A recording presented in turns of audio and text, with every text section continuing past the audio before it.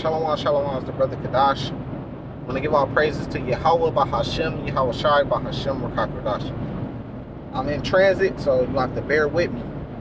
Be up and down. But this was just on my heart, so I had to speak about it. I had to bring it up. I had to speak about it. Some things I've been thinking about. You know, a lot of times people like to blame everything on the elites. You know, the small hats, if you know what I'm talking about. If you've been in this walk, you know what I'm talking about. The small hats, the elites, right? Because they run the world. So people say, man, look, the elites is the wicked people. It's not just the elites, man. It's the people of Edom. So that's my main thing that was like on my spirit, is that it's not just the elites and the people that's running the world that's the wicked. When you read Malachi chapter 1, it says Edom is the border of wickedness, right? The people of Esau. So if they're descendant of Esau, they're wicked, man. Because the elites aren't the ones that's being prejudiced to you, right? Racist towards you on a daily basis. Those are the people that you're seeing eye to eye, hand to hand with on a daily basis. It's the Edomites. It's their spirit to be wicked, man. You know, when you let's just take for example like business or something like that. You know, when you get in the industry, you have to know not who owns the industry. Because, like, let's just say music or basketball or something like that, there's owners, which are the small hats, but who dominates the industry that you're getting in? The market. Every business has a market, right? So you have to find out who dominates the market that you're going into. So a lot of where people go to music, they go to basketball because so-called black people, which are Israelites, dominate those industries. Right? So you could get in that industry, even though we don't own it, you can get in that industry and you can become rich or very wealthy or powerful because we dominate those industries, right? But you're one in a million getting into one of those industries at the top level to be able to make a lot of money off of. So when you look at the industries, let's just say a young man, right? He working. We're forced to be workers, which are slaves, because any business industry that we try to get in, we don't dominate it. So it's always harder for us to be successful. Not saying that it's impossible, but it's always harder for us to be successful in those industries. So we always tend to be workers. So they say, look, man, you guys could build wealth. Just work hard. Just stop being lazy, right? Like Vocab Malone said, or Dr. White Brown, whatever Dr. Michael Brown said, right? About us being lazy. That's the reason why it seemed like we got curses on us. No, it's the curses are real, right? So when you think about it, right, like, you could get, let's just say a young man, he saves up 10K. And he said, okay, I want to open up a car dealership, right? Now, when you go into this car market, right, who dominates it? Your people don't dominate it. We already said football, music, that's like hitting the lottery, right? So throw that shit out of there. Let's just say something that the average person could work their way into. Now, who dominates this industry, this car market? Well, the Arabs or the small hats or the Edomites, depending on what city you in and what region, but 9 times out of 10, that's who dominates the car market. So when you go to get started in this car market, in order to be successful, you become competition to everybody else that's in it. So who dominates it and who runs it? Who's the most successful in this industry? That's the people that's making all the money and everybody else makes crumbs. So it's not just as easy. Now, the racist and the prejudice part comes in it, is that when you get in this market, now these people are trying to shut you out, man. Because you're competition to them. You new guy on the block, you spend 10K, started you a dealership. Now these other dealers, you're taking sales that could be theirs, money that could be on their table. They're trying to make it as hard as possible for you to be successful. You see how it all works and it all goes together? So when you go to the auctions now, they know, they all talk to each other. They know who you are. You may bid on a car from a dealer. Right now, that dealer may know that you won the bid on that car. He may come back and say, if he won the bid, then I'm going to put a premium on it if he really wants it. You see, so then they go and put a higher price on it. Just because of you. These are the prejudice things that go on behind the scene that you really can't measure, because it's being done, but it's not like stats that you could keep on it. So you really can't measure it. It's just a person. Person might see you and say, oh, he's black. He won the bid on that car. I run that car through the dealership. He won the bid on it. I run that car through the auction. He won the bid on it. Okay, just because I know he's black, but they're not going to tell a soul, so there's no way to measure it. You know what? If he wants to buy it, I'm going to come back with a counter offer that's $500 more than what he won the bid for. But if one of their counterparts, another Edomite, win it at a certain number, they might say, oh, he won it? Oh, yeah, he could take it. That's how that shit works. It's favoritism, man. But it don't matter. You could be favoritism all you want, but it does matter when it comes to business, right? So they always say, look, just start a business. Just build wealth. It's not that easy. Then to even get deeper, you know, a lot of industries, you have to use banks in order to dominate, to be at the top in those businesses. You have to use banks, man. So we already know how that works, right? Edomite had the same credit score as a Israelite, you know, and we know who's going to get approved and who's not going to get approved, even if they got the same score, right? So if I get in this industry, if I get in the home, flipping houses, the housing industry, right? The market, who dominates that industry? That's who your competition is going to be. They're going to make it hard for you, man, and they're going to make it easy for people their kind, right? Now, let's just say I got any industry you want to get in, in order for you to be at the top of that industry, you're going to have a relationship with banks. If you're selling cars, you need not just a credit line. Credit line is going to buy you your product, right? But you can't compete with the other people if they got banks that's financing their customer. I could get a credit line and I could buy homes off that, or I could buy cars off that to sell and flip. But my customers are coming in saying, look, we want to put down payments. Now you need a bank to finance. The bank's going to make it hard for you to get approved and make it easier for other people to get approved. But even if the bank say, look, we got a standard way that we do things, right? It's not about if your race, right? But they still have the head start. So you might have a standard, right? But they got 30, 40 years that this business been running, that they've been passing down from father to father to son to son to son, right? They got that advantage on you. So how the fuck you in the industry and make it without working 10 times harder when they got that advantage on you?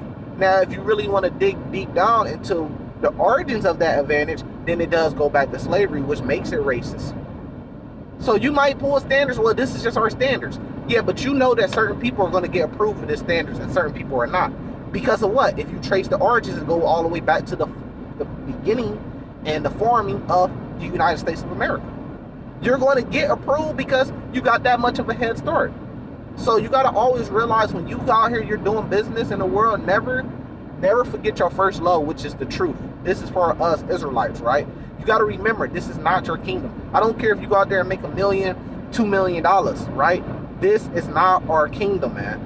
You could go out there and make $10 million, but never forget, this is not our kingdom. This is not our rest. See, in the kingdom, it's going to be flipped. We going to have the advantage when it comes to everything. You see, then it's going to be different. These people aren't special. Nothing special about them. They just have the advantage because they're in their kingdom, man. That's how it works, you know. If my great-great-great-grandfather had it was very successful in real estate, it's gonna make it that much easier for me to get in it and be successful. Plus all the benefits of my grandfather already establishing that, right? All the relationships he made, he could get me approved and pass down things to me so I can have a great start, just like how Donald Trump had $1 million start or whatever, probably more than that if you count credit, right? So if he got $1 million in cash, just imagine the credit. That's 10 million. So it's not that they're great, it's just they got that head start and they benefiting based off what? It all goes back to slavery. And because that was the start in the form of the United States. You know, so never forget that this is not our kingdom, this is not our rest. You know, we got greater things to come for us. I don't care how successful you are in this kingdom or whatever the Lord blesses you with in this kingdom, because that's possible too. But don't forget that this ain't all for a blessing, right? And the promise of the Israelites is the kingdom, right? Now, the wacky-tacky Christians like to say these dudes are living in their kingdom right now, man. They living in their kingdom right now, and then you gonna tell me that these people could be saved with us, and then they're gonna go and benefit off our promise, our kingdom too. But we don't really get the benefit off theirs. But they gonna get to live and benefit off their kingdom, America, and then they could be saved if they believe, and then they're going to get the promise of the kingdom of the Israelites too. What? That don't fucking make no sense. And how is that even fair? They got their turn right now. You can obviously see it. If you're making $100,000 a year, you're not fucking living. You're considered poor in this economy today because of inflation. You're not living. You're still living check from check. You're still living month from month trying to pay your bills. Even if you're making $100,000 a year, man. And then if you take that you're an Israelite, Black, Latino, Native American, and add that, it's even harder for you. Because 9 times out of 10, if you're making that money, you're having to labor for it. See, it's different making that type of money where you got to labor for it and making that type of money based off of business. You just go open up every day. Open up your business every day. Some people make that type of money and they business around for them. So we know the Israelites dominate when it comes to like the internet and music and sports. That's because we're the salt of the earth. So you could benefit off those things, but they made it to a way that you have to be wicked in order to benefit off those things. So if you're an Israelite, right, everybody wants to be like us, right? Everybody take our shit, and you're wicked and going against the Lord, then you could benefit in those industries. See, it's not just about being an Israelite in the industry, right, that we dominate in. You have to be a wicked Israelite in those industries to benefit. That's why you see a lot of guys, a lot of young men, they get into the music industry, they start music, and their music career is based around death and promoting death. Because that's how they're going to get the eyes on them so they can get to the next level so they can make that money. Or adultery or something like that. Or if you're a singer, you have to promote adultery. Like you got Jacquees, the singer, right? So he's like a newer age day singer, even though he's been around for some time now. But in order for him to make it in a dying industry, R&B, what does he sing about? Put on any one of his songs. Put on his biggest hit, which is Bed. What are you going to hear him talking about in that song? Messing with other man, woman, which is adultery. So they got to sell some type of wickedness in order to benefit any of the industry. So I don't blame brothers that say, look, man, I'm not trying to get rich. I'm not trying to do none of that shit, man. Fuck that. I'm just getting me a nice little gig where I can pay my bills and my focus is on camp, doing videos and all that stuff. Because what you're going to find out when you try to get into these industries to make good money and start a business, you're going to find out you're going against whoever dominates that market. And 9 times out of 10, that's going to be the other nations. Whether it be the Arabs or the Edomites. Most of the times, the Arabs or the Edomites, they dominate any business field. Whether it be jewelry, whether it be housing, whether it be the car market, which are the biggest industries. Or clothing. You go to the fucking Arab stores, they selling, it's clearly who they're promoting their business towards. Who their demographic is the so-called black man. They selling all the shit we like to wear. Who do you think their target is? It's you. But they're Arab. They're not selling shit that Arabs like to wear. Garments and stuff in there. They're trying to get you to spend your money. You see, so this is why it says in Jeremiah chapter 30 that they should not take, roughly paraphrasing, usury or prey or any more of us. I forget exactly how it goes, but you know, pretty much they're not going to have that power over us of using us to benefit them. It's going to be the other way around in the kingdom, man. But you got to remember, whatever market you get in, you have to compete against whoever's the big dogs, the big fish in that market. And they're going to make it hard because you're being competition to them. So they're going to try to take you out the way, man. So it's not just the elites that is oppressing our people, man. It's the lower level. The Edomite that you see every day, that's the one that's being prejudiced towards you. Those are the ones that scheming behind scenes with their friends to make it hard for you. To go against you. You know, so you got to realize that. With that, it's just something that was on my heart. With that, I'm going to give our praise to Yahweh, Bahashim, Yahweh Shai. Salvation to the elect. Shalom.